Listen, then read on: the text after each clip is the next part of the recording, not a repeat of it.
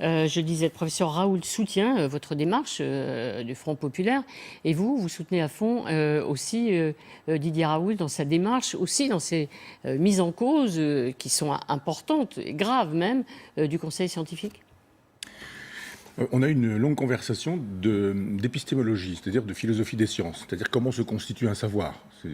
On était en plein coronavirus et c'était un peu surréaliste, on était tous les deux au téléphone et puis on parlait de Feyerabend, qui est un épistémologue, on a parlé de Husserl, de Nietzsche, donc au pied levé, hein, il n'avait pas de notes, il n'avait pas de fiches. Donc voilà quelqu'un qui pense sa discipline, parce qu'on peut être médecin sans penser sa discipline qui est la médecine. Et il y a une formule qu'on attribue à Georges Canguilhem, en fait c'est une formule de Bergson, qui nous dit que la médecine est un art au carrefour de plusieurs sciences. C'est un art au carrefour de plusieurs sciences. Et donc, quand on dit les scientifiques ont dit, moi, là, c'était malade, j'ai perdu ma compagne d'un cancer, j'ai fréquenté les hôpitaux pendant une quinzaine d'années. Et donc, les médecins, vous leur demandez un avis, vous en donnez un. Vous avez un avis d'un deuxième, ce ne sera pas le même, puis un troisième, puis ce sera peut-être même aussi contradictoire. Donc, il y a une espèce de débat du genre, où est la vérité ? La vérité, elle est dans le fait qu'il n'y a pas de vérité. Dans le fait que ça n'est pas une science à proprement parler, sûrement pas une science dure, ça se saurait, mais que c'est un art avec des gens qui font des propositions. On sait qu'il y a une partie chamanique dans la médecine, que vous arrivez, vous avez un médecin, la blouse blanche, il s'en vient vous dire, vous avez ceci, vous avez cela, vous n'avez pas ceci, vous n'avez pas cela, et vous avez un effet placebo dans les médicaments. On l'a même chiffré à 30%. Hein. Donc, j'entends le professeur Raoult quand, dans un moment où tout le monde est perdu, le président de la République qui nous dit c'est pas grave, puis après on peut sortir, puis après bah non, des médecins sur des plateaux de télévision qui disent c'est une grippette, c'est pas grand chose, etc. Lui, il a un cap. Ce que dit Descartes à un moment donné, on est perdu. C'est pour ça qu'il est populaire. Oui, sûrement, parce qu'il a un cap qui dit je ne m'occupe pas de Paris, des décisions, etc. Il y a un aspect anard chez lui, quoi. Il y a un aspect anard qui nous dit mais moi, les gens du peuple, ils viennent chez moi et je vais les tester. Et si on les teste, on les soigne. J'ai une proposition de médecine. Cette proposition de médecine, dès que ça démarre, c'est l'association de ces deux médicaments, etc. C'est une proposition qu'il fait. Et d'un seul coup, ça devient un délire. Médiatique, mais surtout politique. Il n'a pas tort de dire, il fait une espèce d'analyse à la Bourdieu en disant, mais regardez, mettez en perspective les gens qui ont parlé, les gens qui sont d'une certaine manière partie prenante dans les laboratoires. Mais on pourrait même ajouter la critique des Gilets jaunes, la défense d'Emmanuel Macron, la défense d'un certain monde, et globalement, vous avez une espèce de ligne droite qui permet de coaguler tout ce monde-là. Alors, on parle de votre revue, qui est aussi une démarche politique, Front populaire, revendication 36. Tiens, pour vous mettre de bonne humeur, 36. Promène au bord de l'eau, comme tout est beau, quel renouveau. Paris au loin nous semble une prison, on a le cœur plein de chansons. Voilà, la belle équipe, Julien Duvivier, 1936. Je le dis parce que ce Front populaire, vous l'assumez. Vous dites en quelque sorte que le gouvernement de Léon Blum, c'était à peu près le dernier gouvernement qui s'est préoccupé du peuple et du souci des ouvriers, de la classe ouvrière. C'est le dernier. Oui, alors 2 mots sur ce film, parce qu'il est extrêmement intéressant. D'abord, j'adore Gabin, qui me donnait des frissons, là. Et ce film est extrêmement intéressant parce que vous avez une fin. Duvivier a fait une fin de ce film. Et aux États-Unis, on lui a dit, ah non, cette fin tragique, elle n'est pas bonne, il faut nous refaire une fin américaine, il faut un happy end. Donc c'est un film qui dit une chose et son contraire, suivant qu'on est de part et d'autre de l'Atlantique. Ma gauche, à moi, elle est libertaire. C'est une gauche proudhonienne, et ma gauche, c'est pas 1793, c'est pas la terreur. C'est plutôt la commune, d'une certaine manière. Mais parce que la commune, par exemple, elle détruit les bois de la guillotine, alors que 1789, c'est un peu déjà 1793, la prise de la Bastille, on commence à couper des têtes, à les mettre au bout des pics, alors qu'on est en juillet 1789. Et je pense que cette gauche-là, on n'en parle pas, parce qu'elle n'a pas fait de bruit, et pour tout le monde autour de cette table, enfin je ne vais pas m'engager pour tout le monde, mais je veux dire que pour beaucoup de gens, 36, ce sont des sourires. Ce sont des gens qui sont sur des tandems, qui sont sur des vélos. On voit des toiles de tente, ils sont en train de camper. Il y a le camping, et on découvre la plage, on découvre la mer, on découvre le bonheur d'être ensemble, on boit un coup, on saucissonne, et puis voilà. Et il y a eu des avancées pour le peuple, le petit peuple, sans violence, sans qu'une seule goutte de sang soit versée. Alors, c'est évidemment pas une revue historique. Non, il n'est pas question. Non, bien sûr, mais c'était le titre qu'effectivement vous assumez tout à fait. Vous avez raison. Alors, tout le monde a déjà entendu votre objectif aujourd'hui, parce que c'est juste sur la couverture souverainiste. C'est la volonté de rassembler les souverainistes de droite, de gauche, de nulle part d'ailleurs, dans une démarche très forte en même temps. On va dire c'est pas nouveau, il y en avait d'autres qui avaient essayé avant vous et ça n'a pas marché. D'abord, je vous remercie. de ne pas tronquer la formule. C'est trop facile de dire de droite et de gauche et surtout de droite, alors qu'on a dit de droite, de gauche, de nulle part et d'ailleurs. Et d'ailleurs, aujourd'hui, c'est On va y surtout... arriver parce qu'on trouve qu'il y a plus de gens de droite que de gauche, mais on va y venir. Oui, dans un instant. je veux bien qu'on en parle volontiers. Oui, oui. Bien sûr que c'est une vieille idée, sauf que il faut penser chronologiquement, historiquement. C'est-à-dire que quand des gens comme De Villiers ou Chevènement pensent la question du souverainisme, ils disent attention, cette Europe qu'on vous promet, ça va être une catastrophe. Mais cette Europe, personne ne peut dire ce qu'elle est, puisque tout le monde nous dit elle va être formidable, alors que d'autres nous disent elle va être une catastrophe et qu'elle n'existe pas encore. Là, on a du recul. C'est-à-dire les gens qui ont pu à l'époque estimer qu'effectivement les médias dominants leur expliquaient que soit on était beau, jeune, intelligent, riche, et à ce moment-là on votait oui à l'Europe de Maastricht, sinon on était un crétin pauvre de banlieue, etc. etc. Et bien là, d'un seul coup, on se dit on a 30 ans de recul, quelque chose comme ça. Et on a vu ce que c'était que cette Europe. Elle a les pleins pouvoirs depuis des décennies, elle a les médias avec elle, l'idéologie dominante est de son côté, et on se dit mais c'est quoi ? Chômage, misère, pauvreté, xénophobie, antisémitisme, montée des populismes, etc. Et on se dit, mais faites amende honorable, expliquez-nous que vous avez failli un peu. Tout ça, c'est Maastricht, franchement, Michel Onfray. Évidemment, il y a quand même il y a un moment donné où il faut être responsable, et pas seulement responsable mais pas coupable. Il y a un moment donné où quand on a les manettes, toutes les manettes, rien que ces manettes-là, et qu'on estime que tous les autres sont des fascistes, des nazis, des gens d'extrême droite, etc., c'est mon cas. Hein. Vous invitez Jacques Doriot, au cas où vous ne le sauriez pas, sur ce plateau. plateau. Qu'on vous accusait d'être Jacques Doriot. Mais oui, Bernard-Henri Lévy, Axel Kahn, Jean-François Kahn, plein de journaux, 4 pages aujourd'hui contre moi dans Libération, formidable, très bien, ils nous font une pub formidable. Mais je dis juste à un moment donné, est-ce qu'on peut avoir un débat intelligent ? C'est ce que nous proposons, on ne demande qu'à débattre, y compris avec des gens qui seraient contre le souverainisme et qui nous expliqueraient pourquoi et comment. Mais est-ce qu'on peut arrêter de s'insulter ? Est-ce qu'on peut enfin débattre ? Jean-Luc Manot ? Oui, la question que je voulais vous poser, avec une idée ou deux dedans peut-être, c'est le Front populaire. Moi, je suis ceux qui pensent que le Front populaire, c'est une page glorieuse de l'histoire de notre pays. Le problème, c'est que le Front populaire, il se fait en grande partie contre les gens que vous rassemblez aujourd'hui. C'est-à-dire qu'il se fait avec la classe ouvrière, avec une sorte de front de classe qui se fait contre les De Villiers, qui se fait contre les réactionnaires, qui se fait contre beaucoup de ces gens. Première question, qui a changé, eux ou vous ? Deuxième question que j'ai envie de vous poser en vous écoutant, c'est sur la question, pareil, 36. Où elle est la question identitaire en 36 ? Où elle est la question ? Il y a pas de question. La question qui se pose, c'est est-ce qu'on va en Espagne faire des brigades internationales ? C'est comment on résiste de manière universelle et comment la France joue son rôle universel. Donc on n'est pas sur une question de ce que moi je trouve et que je critique dans vos propos de repli identitaire. C'est pas la quête d'identité qui me pose un problème, c'est quand elle se replie. Première réponse, c'est vous qui avez changé, c'est toujours ce qu'on vous dit. Oui, mais comme les gens ne lisent que les titres de mes livres et éventuellement les commentaires qui sont faits dans les journaux qui deviennent des commentaires de commentaires avec lesquels on fait des théories. Ce que disait Jean-Luc, je parlais du titre de la revue, je vous réponds, en 1992, j'étais opposé à Maastricht. Donc, est-ce que j'ai changé ? C'est facile de dire, après ça, Onfray, il a changé. Mais Michel Onfray, c'est pas la question que je vous posais, c'était pas vous à titre individuel.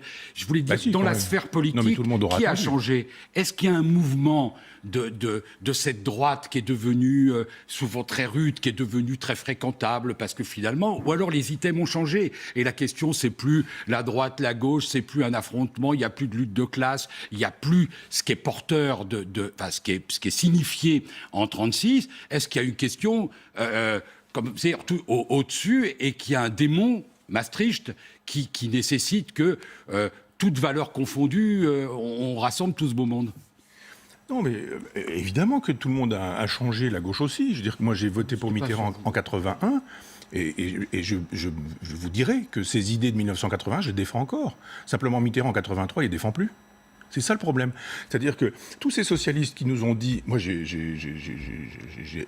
été initié à la politique par des gens de gauche que j'ai adorés, mon coiffeur, mon institutrice, un autre instituteur que j'ai aimé, parce que la gauche, pour moi, c'est une vie de gauche. C'est pas seulement des grandes proclamations.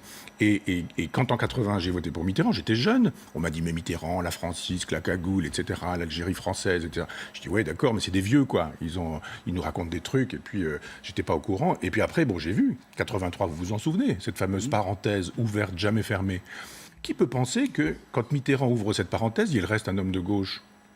C'est le programme de Giscard, aujourd'hui. C'est exactement le programme de Giscard. Moi, je n'ai pas changé. J'avais ces idées en 81, je les ai toujours aujourd'hui, et je dis, mais si vous vouliez avoir un peu de mémoire, vous, la gauche, vous qui vous dites de gauche, pourquoi est-ce qu'aujourd'hui, vous êtes en train de défendre les idées de Giscard d'Estaing ? Quand Giscard d'Estaing nous dit que dans Le Point que le traité européen que le peuple a refusé, finalement il est devenu le traité de Lisbonne que le Congrès lui a fait avaler malgré tout, Giscard dit mais c'est le même texte, et c'est la pensée de Giscard d'Estaing. Je pense que quand Giscard d'Estaing décédera, je le lui souhaite le plus tard possible, on découvrira l'importance de cet homme. Je pense qu'il est sous-estimé. La loi Veil, c'est lui quand même, c'est Simone Veil, mais Simone Veil, elle porte une loi qu'il a demandée lui. Donc il y a un moment donné où on réévaluera Giscard d'Estaing et on sous-évaluera Mitterrand, parce que Mitterrand a tué le PS. Et parce qu'il a tué le PS en 83, il a aussi tué le Parti communiste qui était accroché en disant on fait un programme commun.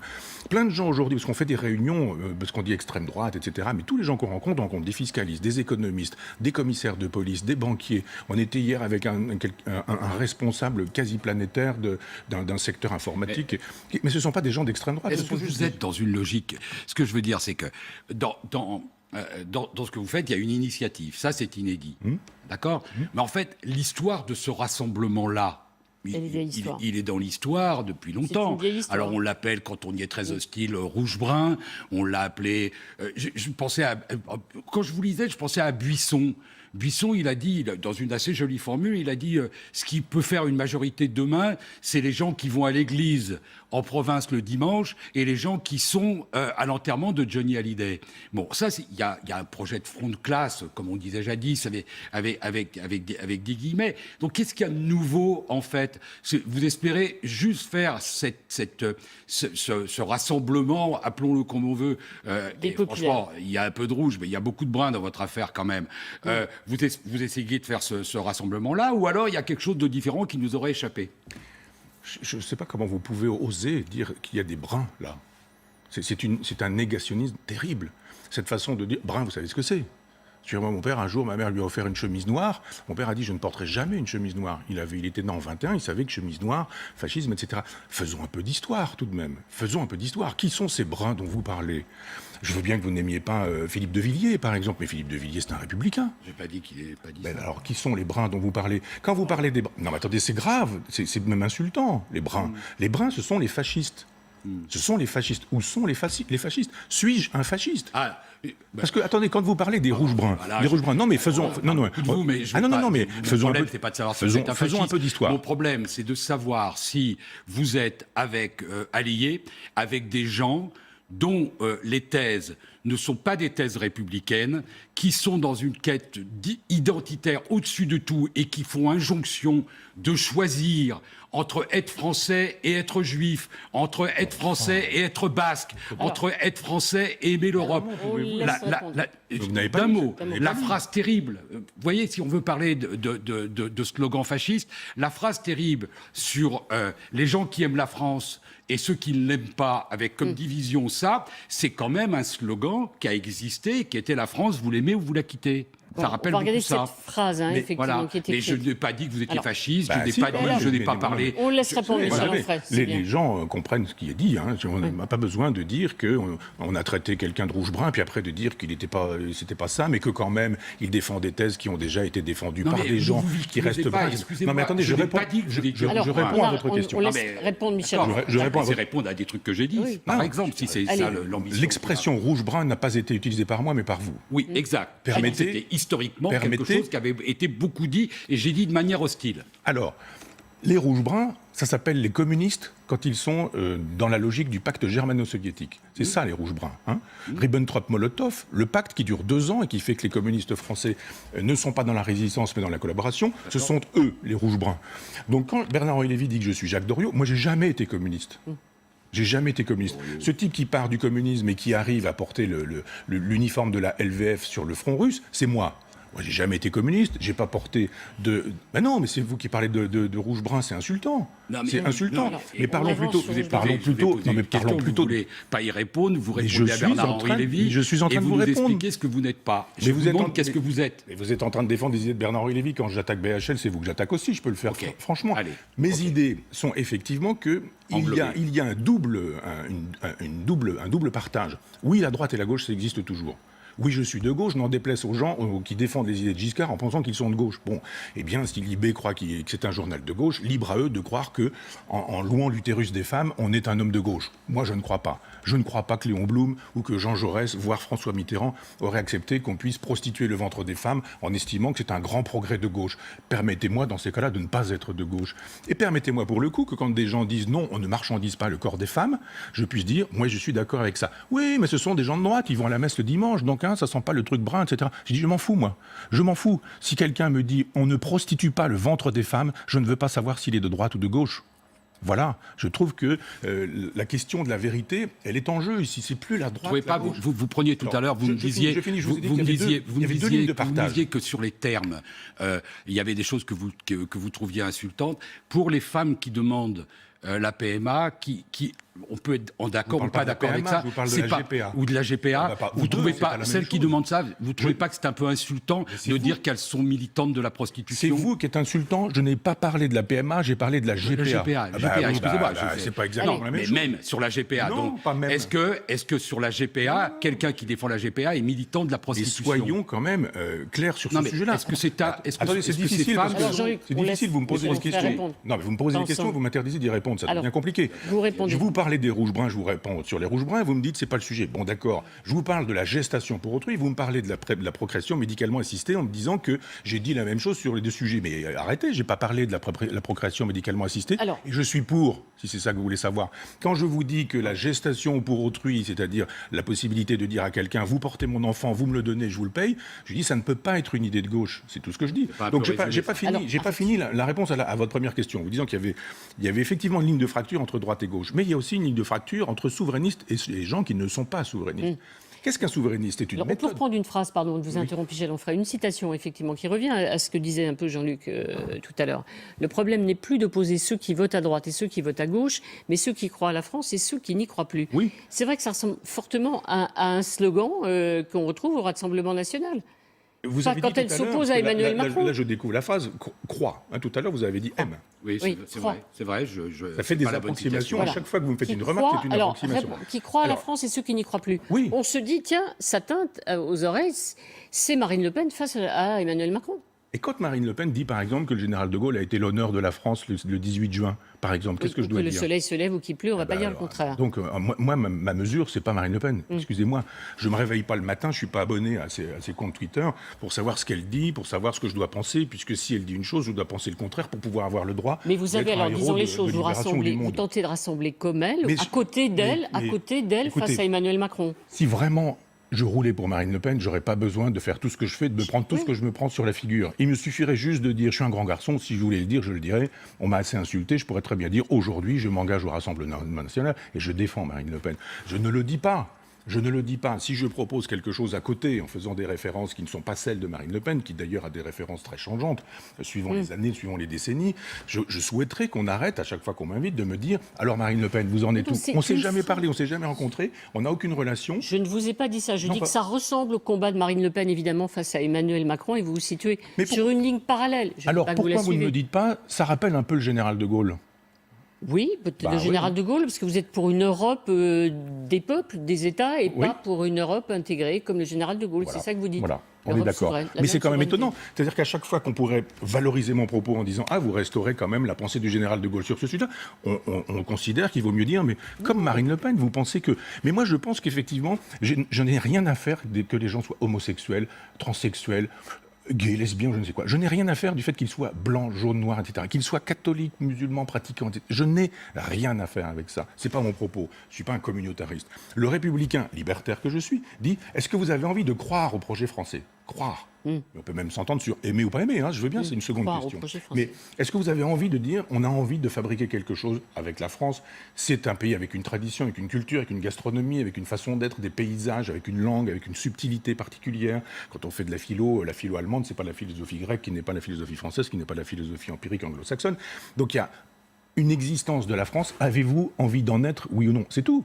Est-ce que c'est raciste? Est-ce que c'est xénophobe? Est-ce que c'est penser comme le général Boulanger? Est-ce que c'est être Jacques Doriot? Est-ce que c'est être Marcel Déat? Est-ce que c'est être Marine Le Pen? Je pense que non. Il y a plein de gens qui aiment la France et qui ne se disent pas « Oui, mais si Marine Le Pen aime la France et que j'aime moi-même la France, c'est que je suis un suppôt de Marine Le Pen. » C'est un faux syllogisme. Non, je dis que c'est la même chose. J'ai pas dit que vous étiez un suppôt de Marine Le Pen. Oui, en fait, vous ne croyez plus aux partis politiques parce qu'on se dit au fond, l'alliance souverainiste de droite et de gauche, c'est vrai, il y aurait une alliance Mélenchon-Marine Le Pen, comme on peut comparer un peu à ce qui s'est passé en Italie. Il n'y en aura pas. Non. Donc ça passera forcément par vous. Pas par moi, par Machine vous. de guerre de la plèbe, dites-vous, de cette démarche. Mais Marine Le Pen n'a qu'une envie, c'est d'arriver au pouvoir. Et Mélenchon n'a qu'une envie, c'est d'arriver aussi au pouvoir. Oui, mais et votre mouvement, ça finira par un mouvement politique quand même. Eh bien, je ne sais pas. Je vous assure, vous n'êtes pas obligé de me croire, mais a priori, quand avec Stéphane Simon, on lance cette aventure, on a envie de faire une revue qui ne soit pas subventionnée par l'argent public. Moi, je me fais démolir aujourd'hui dans un journal qui ne vit que parce que l'argent du contribuable permet à Libération, au Monde, etc. d'exister, qui ne fonctionne pas avec la publicité. Nous n'avons aucune publicité, donc on n'a pas des obligations de se dire « Ah ben là, on a un annonceur, c'est le groupe machin, dans ce groupe machin, il y a bidule et un tel, on ne va pas pouvoir attaquer tel ou tel autre, etc. » Nous sommes libres parce que ce sont les lecteurs qui nous rendent libres. On fabrique dès le départ un lieu dans lequel, quand on dit souverainisme, on ne va pas se faire traiter de fasciste. C'est tout ce qu'on fait. Après ça, on se retrouve avec plus de 30 000 abonnés. On se retrouve avec des choses extravagantes. Plein de gens qui m'arrêtent dans la rue. Avec une garantie d'avoir de l'argent pour continuer à travailler pendant des années, dit-on. Pas deux. 2 années. Oui. Jusqu'à l'élection présidentielle. Non, mais écoutez, on aurait eu 5 millions, je vous aurais dit, on a de quoi travailler pendant 10 ans. On a un peu plus d'1 million, ce qui nous permet, quand vous regardez au prix du numéro, 250 000 euros pour un numéro, ça ne va pas nous permettre de faire des notes de frais, comme tous les députés, les sénateurs, pour aller manger à la maison du caviar, etc. Vous n'avez pas cité les journalistes, vous avez décidé d'être sympa avec nous. Ou comme les journalistes, peut-être vous avez raison, j'aurais pu... Une petite question courte pour finir. Ouais. Oui, je suis désarçonné parce qu'il n'y avait pas vraiment de questions à poser sur les notes de frais, mais je ne pense pas à un problème si fondamental que ça. Non, juste la question que je veux vous poser, c'est quand même, là, on est dans une volonté de structurer politiquement. Je le comprends en plus, parce que le mouvement des Gilets jaunes, qui est loin d'être éteint, qui est quelque chose qui continue à exister dans le pays, au moins dans l'intellect collectif de la nation, ces mouvements-là ont horreur du vide. Il y a un moment donné, ils ont besoin de structuration politique, et ils ont vu que quand ils ont échoué, ça leur a posé un problème. Finalement, est-ce que le nom que vous allez donner à votre rassemblement, là, dont je n'évoquerai plus la couleur parce que ça vous met en colère, ce serait... il y aura du jaune dedans, quoi. C'est le parti jaune, c'est quoi? Il y a un truc... Non, mais ce que je veux dire, c'est cet espace-là, oui, c'est ça qui vous... J'allais vous répondre. Il y a un truc qui m'étonne, c'est que vous n'ayez pas pris le temps de lire cette revue, plutôt que de tirer des plans sur la comète en disant « Alors, ce sera qui, ce sera quoi, votre candidat dans 2 ans, etc. » C'est pas notre propos. On a fait une revue, on m'a traité de fasciste, la revue, elle était invisible. Elle était invisible. Elle est visible. Je vous ai pas dit ça sera qui, ça sera quoi et qui sera candidat. Je vous demande si vous êtes dans l'espace politique. Vous êtes en train de me dire que je vais créer un parti. Oui, d'accord. Puisque vous dites un rassemblement, vous avez compris, un peu comme Marine Le Pen. C'est pas honteux de faire des partis politiques. Oui, mais c'est même assez on va dire un mouvement, alors. On va dire un mouvement, c'est mieux. On n'a pas ce projet-là. On a, depuis le 18 juin, on n'a pas choisi la date par hasard. C'est pas une date de Marine Le Pen, c'est une date gaulliste et gaullienne. On a choisi de faire un site et il nous arrive à peu près 300 contributions par jour. Moi, mon modèle, c'est LIP. C'est LIP. C'est pas le soviet de l'Union soviétique, encore que... C'est-à-dire l'usine de montres qui a été fermée, il faut préciser, parce que ça remonte aussi. Et autogérée. Voilà, le mot important, c'est ça, c'est l'autogestion. Ce que nous souhaitons, c'est réhabiliter l'autogestion. Je suis sûr que les journalistes ici, vous préféreriez faire votre boulot autrement plutôt que de regarder les comptes en vous disant on a fait combien d'audience et d'audimat parce que vous auriez envie de faire votre boulot autrement. Et je pense que si on disait aux journalistes libérez un petit peu vos talents, et vous en avez, et vous le savez, eh bien, vous autogéreriez votre profession comme les marins-pêcheurs pourraient le faire, comme les paysans pourraient le faire, comme les petits commerçants pourraient le faire, comme les militaires, les commissaires pourraient le faire, et éventuellement, comme les gens dans les banlieues pourraient aussi le faire. Ce que nous proposons, c'est le principe de l'autogestion. C'est très exactement le contraire d'une espèce de jacobinisme, parce que Marine Le Pen est jacobine, et puis parce que Mélenchon, ils sont jacobins. Ce sont deux robespierristes. Nous préférons la Gironde. Programme, avant 2020, à la disposition d'un candidat quel qu'il soit, il faut que ça soit utile quand même. Hein, vous serez pour les référendums, vous les ferez adopter comment, vos propositions? On n'a pas ce projet-là, c'est un projet qu'on nous prête. Donc on a le projet, clairement avoué, de faire une revue de débat où on n'insulte pas les gens. Et quand quelqu'un nous dirait que l'Europe de Maastricht est formidable, on ne traiterait pas de fasciste, on aurait envie d'avoir un débat intelligent avec lui, sans le mépriser, pour pouvoir entendre ses arguments. C'est tout ce que nous voulons. On a un succès qui nous déborde, ce succès qui nous déborde nous fait que les gens nous disent mais il faut qu'on s'organise, il faut qu'on se parle, il faut qu'on échange, il faut qu'on ait des choses à dire. Moi j'apprends plein de choses, on fait des rencontres avec des fiscalistes, avec des économistes, j'apprends des choses moi. Et je me dis mais le génie du peuple il est là. On était hier soir avec des banquiers qui nous vous ont apprenaient appris des choses. Voilà. Et je pense que si tout le monde se fréquentez nourrit des mutuellement... banquiers, alors Michel Onfray fréquente des banquiers, Non, mais c'est un monde nouveau. D'un mot, Michel Onfray, pardon. Non, je plaisante.